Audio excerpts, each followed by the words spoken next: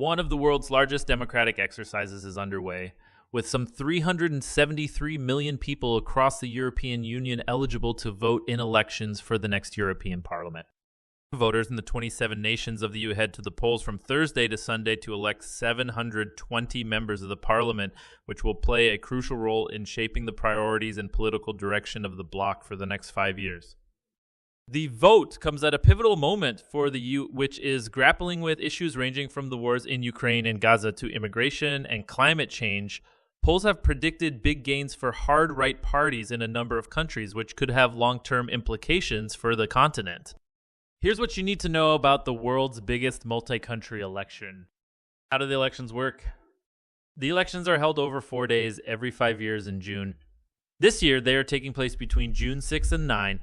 They are held over multiple days because despite being elections to an EU institution, they are still arranged and managed as national ballots by each of the EU's 27 member states. In some countries, they may all be held on a single day, whereas others take place over several days. Because the elections are managed at a national level, they are not all carried out in the same exact way. However, they must all employ a proportional representation system, where the number of lawmakers elected to the parliament directly correlates to the percentage of people who voted for them. Once all the votes have been counted, each national political party will be assigned a number of members of European parliaments. Relative to their vote share, it is up to the member states to determine how this is assigned. Once they have been appointed to the parliament, MEPs can then join a European political party, which allows them to sit in a group in the parliament. These parties and groupings are multinational and based on a loose set of shared beliefs. The bigger the grouping, the more influence it has in parliament. Results will start to come in late on Sunday, but full results will not be known until at least Monday. What's the point of the European Parliament and what do MEPs do? The European Parliament sits primarily in Brussels, Belgium, but moves roughly once a month to Strasbourg, France. It is the legislative branch of the EU and one of the bloc's 3 main institutions, along with the European Commission, which is the executive branch, and the European Council, which is made up of ministers from the governments of the 27 member states. It is the only EU institution where representatives are directly elected and MEPs pass laws, which are applied all over the bloc. In order for any legislation to be implemented, both the Council and Parliament have to agree. One of the Parliament's most crucial roles is approving the makeup of the Commission, which is ultimately responsible for the political direction of the world's largest trading bloc, and it has the final say on who is appointed as president of the Commission. Currently, the top job is filled by Germany's Ursula von der Leyen, who is seeking a second term at the helm. The Parliament also has ultimate approval over the billions of euros allocated in the EU budget. It often has the final word on major policy issues such as the budget, trade, and sanctions on foreign nationals. The Parliament can also put major international objectives in the deep freeze. For example, a comprehensive mutual investment agreement between the EU and China is effectively on hold.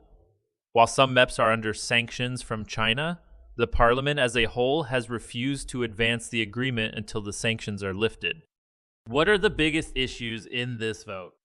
Since this week's election is in effect 27 individual national elections, some issues are in play in some countries but not in others.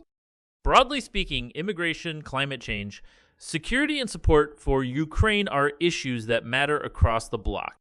While irregular migration figures are lower than they were during the 2015-2016 refugee crisis, it is still a sensitive issue across the EU, as some countries bear a disproportionate share of the burden while others are loath to do their part. Slowing the effects of climate change and making Europe greener has been a priority for a long time. However, some countries now balk at the cost of cutting fossil fuel emissions. The EU is largely united on its support for Ukraine, but that too could be affected if populists like France's Marine Le Pen are elected to lead national governments. What are the political groupings? If the 720 MEPs representing 27 countries and hundreds of different domestic political parties were all left to their own devices, things would get very complicated. To simplify the work of the parliament, leaders of national governments form alliances with each other based on their shared political beliefs, European political parties. If a politician is a member of, for example, French President Emmanuel Macron's Renaissance Party in France, he or she will stand for that party as a MEP at a national level. If they are then elected to the European Parliament, they will join the centrist Liberal European Party, Renew Europe, which currently has members from 24 of the 27 EU members. Once seated in Parliament, they will sit alongside the other MEPs from Renew parties in other countries as a political grouping. There are 7 main groupings ranging from the extremes of the far right to the far left.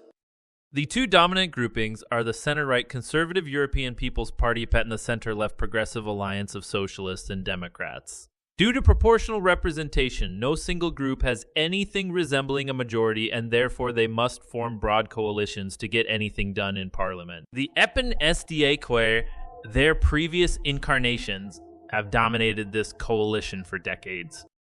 While these 2 parties are still expected to be the largest after the elections, all eyes are on the other main right-wing groups, the European Conservatives and Reformists ACR, and the hard right, Populist Identity and Democracy.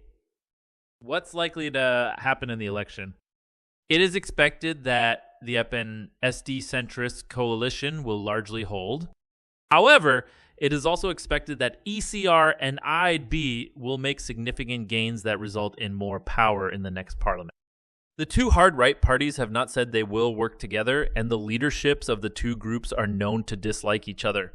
Giorgia Meloni, the Italian Prime Minister and President of the ICAR bloc, has an eye on working with the mainstream right at an EU level, for instance. During the 2022 Italian general election, much was made of Meloni's right-wing rhetoric.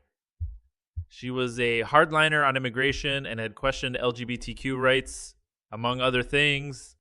However, since winning, she has been pragmatic in working with those in power at a European level, most notably von der Leyen, the Commission's president, who is herself a member of the more mainstream EP. Von der Leyen even went so far as to visit the Italian island of Lampedusa, which has been an arrival point for large numbers of irregular migrants, to set out a 10-point EU plan to support Italy with the influx. Critics say that Meloni is sold out. Supporters say that she has played her cards perfectly and managed to pull the EU center in her direction. Evidence of this might be the EU having finally agreed a deal earlier this year on how it would share the weight of irregular migration after years of deadlock and negotiation. How could the election affect European politics? The possibility that the U.S. political center might be up for grabs is the most important context of these elections. The opaque and fluid nature of politics at a European level means that a lot can change over the course of a 5-year period.